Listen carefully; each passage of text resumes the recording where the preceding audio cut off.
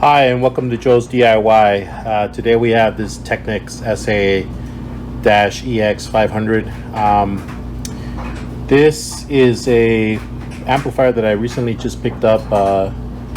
Didn't cost me too much. I realized that I had a Technics tape player that I recently restored the belts for, and I did not have a Technics amplifier, so I saw this at the store and I thought, well, why not?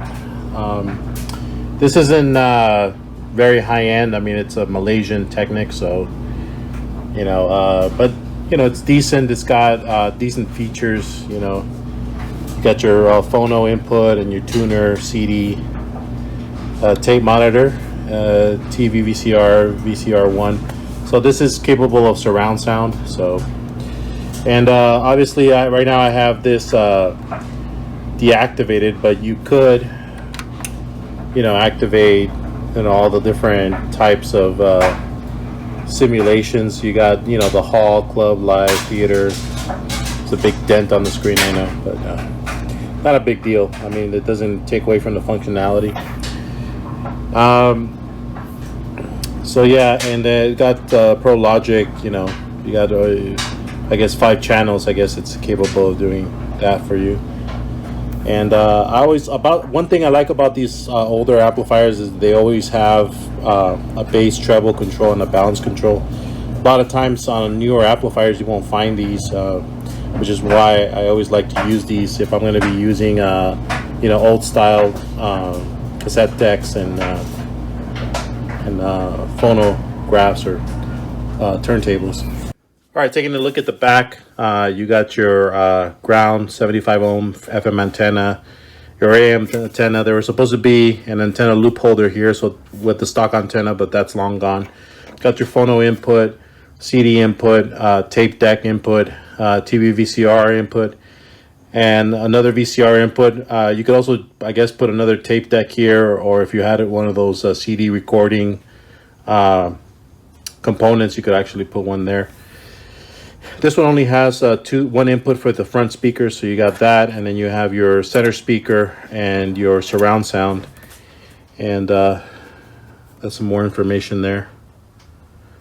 Another thing I like about these old amplifiers is that usually they had an extra jack for you to plug into it, and then you can plug the amplifier into the wall, so that was always kind of nice. Some more information there, serial number.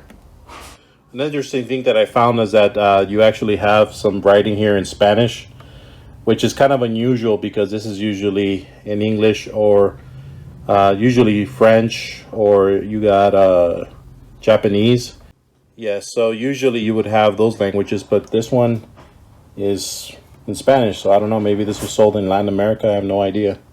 Okay, so the deal is that I'm gonna go ahead and do a quick demo on this. I have my tape deck from the last video that I posted, so I'm gonna go ahead and hook this up, and then we'll get some sounds out of this and see. Another nice feature that I found about this amplifier is that it does output 60 watts per channel.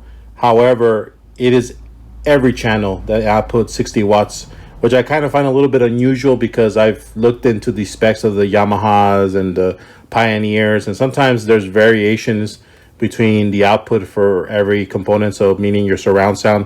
Sometimes the rear speakers will be a little lower in output, or the center speaker might be a little lower in output, but this one equally distributes 60 watts to every channel, so which I found pretty interesting. So we're going to go ahead and test this out with a couple of speakers. I don't have my Technics available right now. They're hooked up to a different amplifier, so I don't really want to disturb that. So we're going to go ahead and just use the Yamaha speakers that I've used in past demos. So let me get this hooked up. All right, let's talk a little bit about what's going on here. So I got the SA-EX500 hooked up to the Technics. And I'm using the playback deck just because I didn't want to be confused with this one. This deck here will only play in reverse, and I just don't want to fiddle with that, so I'm just using the normal playback cassette deck, and I can use the forward function fine. All right, so this is as I mentioned in my last review, this is the RX-TR265. This tape deck has recently had its belt restored using that boiling process that I showed in my last video. There's been a reduction in the length of the belt once it shrunk down, so the tape decks are now playing just fine. So I got it hooked up, and I'm just going to use my Yamaha speaker that I've been using for other demos. This is the SA-EX500. Pretty good set of speakers here. So I'm gonna go ahead and press play, and then we'll hear the sound 60 watts coming out of these front speakers.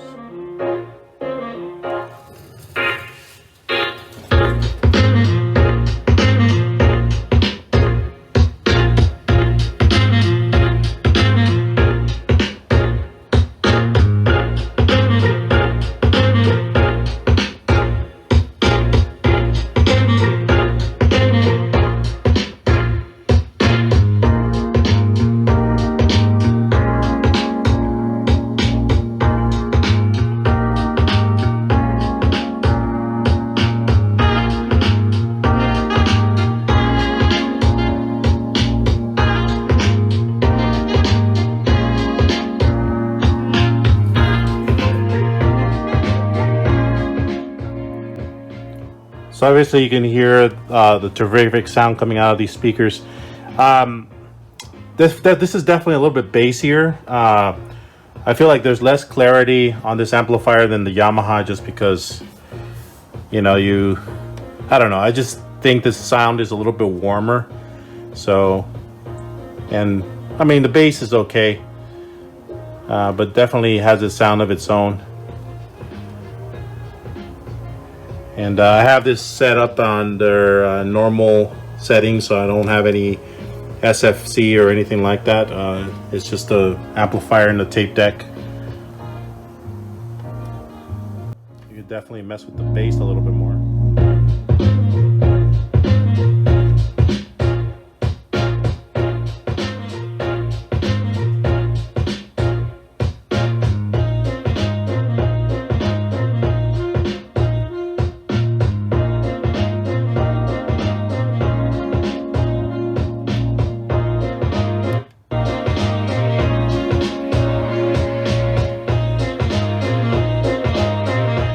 That right there is with no bias.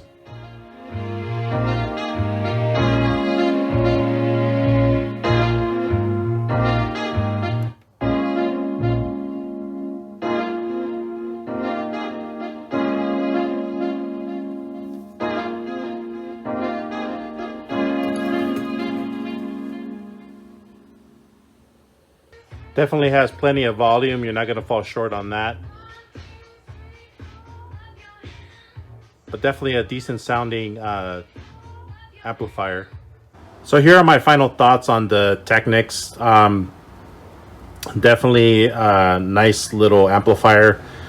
Don't know if this would be my first choice, because I think I'm falling in love more and more with the Yamaha, but it still gives you a lot of volume, especially compared to more modern amplifiers. I just think that I can really appreciate the warmness and the high volume of something that was made probably in the 90s or in the late 80s or in the mid 80s. So I mean, it's okay. And I mean, these don't really run that expensive. I think they run you know, you could probably find them at thrift stores for around, you know, 20 to 30 bucks. So I mean, these are pretty nice. So anyways, thank you for joining me today, and hope you enjoyed the video and kind of like a little follow-up video to my tape deck. Have a wonderful weekend, and I'll see you in the next video. Thank you. Take care.